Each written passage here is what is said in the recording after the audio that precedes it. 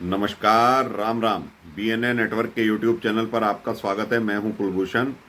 अगर आप अभी तक हमारे चैनल से नहीं जुड़े हैं तो कृपया चैनल को सब्सक्राइब कर लीजिए। मेरा कंटेंट, मेरा विश्लेषण आपको पसंद आता है तो भरपूर लाइक भी कीजिए। सीबीआई के हवाले शातिर राजा को कर दिया गया है 3 दिन के लिए। और एक मुद्दा ये है कि दिल्ली में राष्ट्रपति शासन लगाया जाएगा या नहीं लगाया जाएगा, तो दिल्ली का विकास कार्य कौन करेगा। तीसरी चीज ये है, प्रधानमंत्री ने केजरीवाल के बारे में अनुभवी चोर कहा था, तो ये अनुभवी चोर बिना साइनिंग अथॉरिटी के भी अब कैसे फंस गया। तो दोस्तों, कल सीबीआई गिरफ्तार करती है केजरीवाल को, कोर्ट में पेश करती है, 3 दिन की रिमांड मिल जाती है।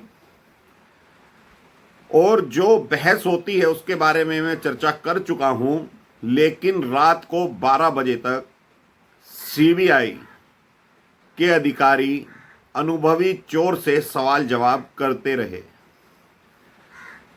सीबीआई का पहला सवाल यह था कि दिल्ली में जो पॉलिसी बदली गई, शराब नीति बनाई गई और बदली गई, वो किसके कहने से ये कार्य किया गया। जीओएम जो बनाया गया उसमें आपकी क्या भूमिका थी। 5% से कमीशन बढ़ाकर 12% कर दी गई, ये किसका आइडिया था।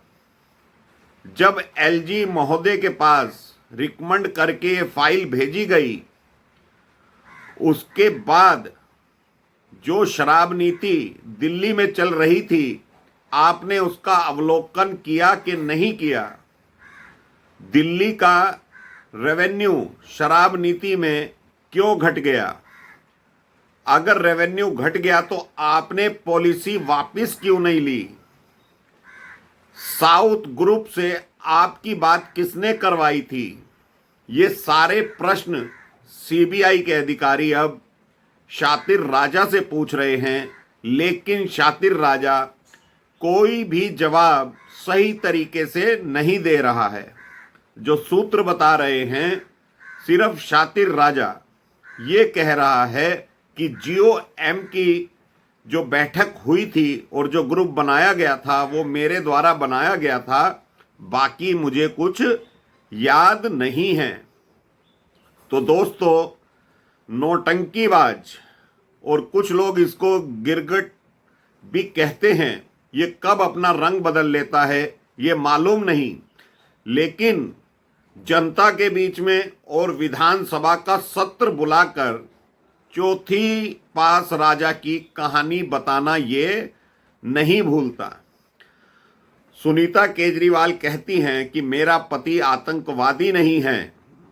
जो इतना टॉर्चर किया जा रहा है, पूरी आम आदमी पार्टी कहने को मजबूर हो गई है कि सेंट्रल गवर्नमेंट यानी मोदी और शाह केजरीवाल से डर गए हैं, इसलिए केजरीवाल को फंसा रहे हैं, नहीं तो सीबीआई की एंट्री का कोई मतलब नहीं रह जाता। ये चीज दोस्तों आज स्पष्ट हो गई है कि सीबीआई जो चार्जशीट फाइल करेगी उसमें ईडी से भी ज्यादा पुख्ता सबूत अब सीबीआई के पास हैं।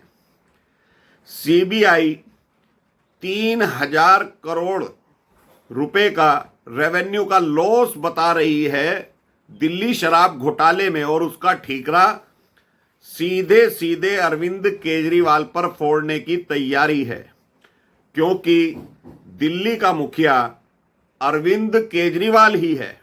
ये भले ही कहता रहे कि मैंने कहीं साइन नहीं किए, तो जीओएम की बैठक बिना अरविंद केजरीवाल की मर्जी के नहीं हो सकती। सर्वे सर्वा अरविंद केजरीवाल है। कैबिनेट का कोई भी प्रस्ताव बिना मुख्यमंत्री के पास नहीं होता। सीबीआई ने जो सवाल किया शातिर राजा से कि जो पॉलिसी बनाई गई उसका ड्राफ्ट एलजी साहब के पास पहुंचने से पहले साउथ ग्रुप के पास कैसे पहुंच गया, इसका भी कोई जवाब शातिर राजा के पास नहीं है। तो अब समझने की जरूरत यह है कि फ्री का जो लॉलीपॉप दे रखा था इस व्यक्ति ने दिल्ली वासियों को, उसके एवज में ये वोट लेता रहा। लेकिन कोविड काल में 2021 में ये साउथ ग्रुप से मीटिंग करता है, एक चार्टर्ड प्लेन से साउथ ग्रुप आता है, दिल्ली में बात करता है और उनके कहने से ये शराब नीति बनाई जाती है। इस बात के प्रमाण सीबीआई के पास मौजूद हैं। सीबीआई ने कल ये कोर्ट में भी कहा था कि कौन कौन लोग दिल्ली आए थे, उनकी सारी फोन लोकेशंस, कॉल डिटेल्स, एक ही समय पर एक साथ थे, दिल्ली में थे, केजरीवाल के निवास पर थे, वो सारी लोकेशंस अब सीबीआई के पास मौजूद हैं। और सीबीआई ने यह भी दावा कर दिया है कि जो 100 करोड़ रुपए की रिश्वत ली गई, 44 करोड़ रुपए का हिसाब, उसमें पाई पाई का हिसाब और किस तरह से गोवा में चुनाव लड़ने वाले उम्मीदवारों में बांटा गया, उनके हलफनामे, उनके डिजिटल एविडेंस सीबीआई के पास मौजूद हैं। तो अब शातिर राजा बचने वाला नहीं है। सीबीआई बार बार यही कह रही है अरविंद केजरीवाल से कि आप ग्रुप ऑफ मिनिस्टर के मुखिया हैं, आपकी बिना सहमति के ये नीति कैसे बन गई। लेकिन शातिर चोर कह रहा है, अनुभवी चोर कह रहा है, मुझे कुछ मालूम नहीं है। विजय नायर के बारे में बार बार कह रहा है, विजय नायर मेरा आदमी नहीं है, वो तो आतिशी और सौरभ भारद्वाज को ही सूचित किया करता था। तो विजय नायर की लोकेशन और अरविंद केजरीवाल की लोकेशन कई बार की एक साथ होते हुए सीबीआई ने वो दस्तावेज भी केजरीवाल को दिखाए हैं कि आप दोनों एक साथ हैं, लोकेशंस बता रही हैं फोन की, फिर भी आप कह रहे हो कि मैं विजय नायर को नहीं जानता। विजय नायर आम आदमी पार्टी का मीडिया प्रभारी हुआ करता था, लेकिन केजरीवाल कह रहा है मैं विजय नायर को नहीं जानता। तो दोस्तों, ईडी से भी ज्यादा बुरी गत अब इसकी सीबीआई करने वाली है, क्योंकि सीबीआई के पास भी असीमित अधिकार हैं, लेकिन कोर्ट में जो अधिकार हैं वो ईडी के ज्यादा हैं, कोर्ट के बाहर सीबीआई के पास ज्यादा हैं। तो सीबीआई ड्रिलिंग और ग्रिलिंग करके इससे बहुत कुछ उगलवाने की बात कह रही है, और 3 दिन में ये क्या क्या बोलता है ये 29 तारीख को मालूम पड़ेगा। अब बात करते हैं एलजी महोदय की। दिल्ली की भयंकर गर्मी में पानी उपलब्ध नहीं है, विकास कार्य सारे रुके हुए हैं।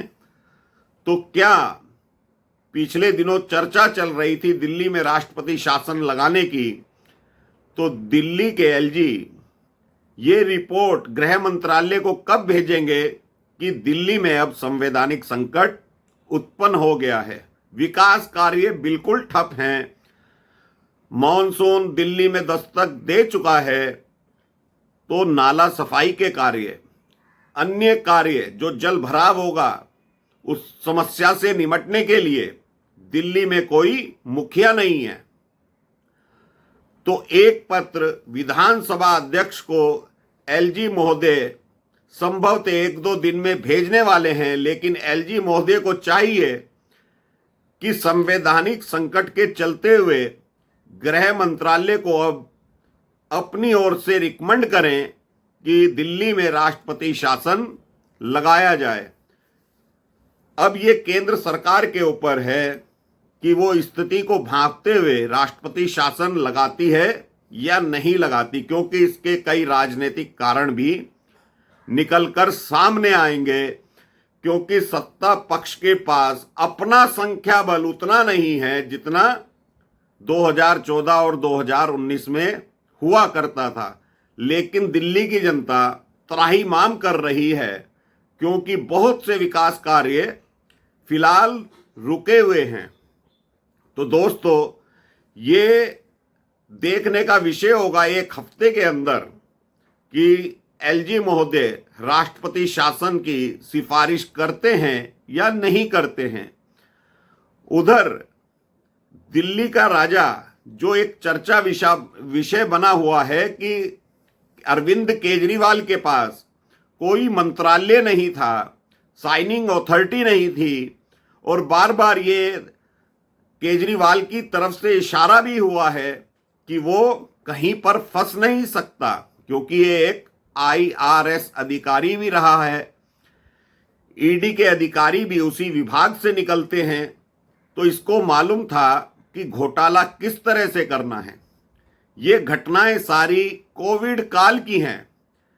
सीबीआई ने इससे एक सवाल और पूछा कि जब देश में कोविड काल चल रहा था, दिल्ली में ऑक्सीजन की कमी आप लोग बता रहे थे, तो शराब की दुकानें क्यों खुली हुई थी? आप किसको फायदा पहुंचा रहे थे? जब आपका रेवेन्यू नहीं आ रहा था, सरकारी रेवेन्यू नहीं प्राप्त हो रहा था, तो आप शराब बेचकर किसको फायदा पहुंचा रहे थे? इस पर भी शातिर राजा शांत हो जाता है। तो बिना साइनिंग अथॉरिटी के भी अब ये व्यक्ति बुरी तरह से फंस चुका है क्योंकि एलजी के पास जो शराब नीति की फाइल गई थी उस पर केजरीवाल के साइन हैं।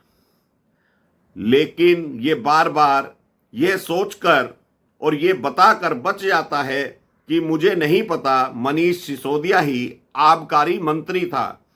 तो मनीष सिसोदिया के पास तो पावर ही नहीं है किसी नीति को बनाने की, तो ये नीति कैसे बन गई? तो अनुभवी चोर कैसे फंस जाएगा इसको मालूम नहीं था, लेकिन अब मकड़ी के जाले में इस तरह से फंस गया है जिस तरह मकड़ी बाहर नहीं निकल पाती, ये शातिर राजा भी अब बाहर नहीं निकल पाएगा। तो जो सवाल जवाब हुए रात को वो मैंने आपके सामने रख दिए हैं। अनुभवी चोर के कोई जवाब अभी सीबीआई ले नहीं पाई है। तो दोस्तों, अभी के लिए इतना ही। मेरा कंटेंट, मेरा विश्लेषण आपको पसंद आता है तो भरपूर लाइक कीजिए, चैनल को सब्सक्राइब कीजिए, बेल आइकॉन दबा लीजिए। धन्यवाद, नमस्कार, भारत माता की जय।